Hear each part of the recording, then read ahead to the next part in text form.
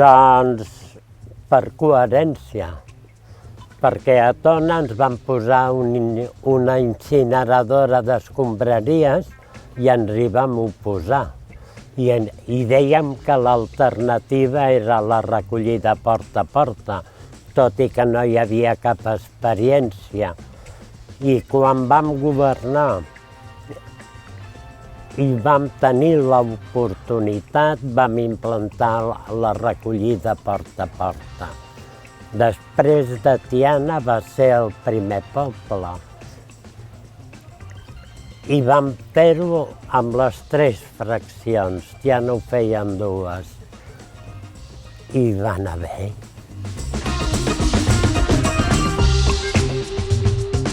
Jo crec que l'equip de govern ho va viure de la mateixa manera que si has canviat la direcció d'un carrer, que sempre hi ha gent que es queixa, però la majoria ja li està bé.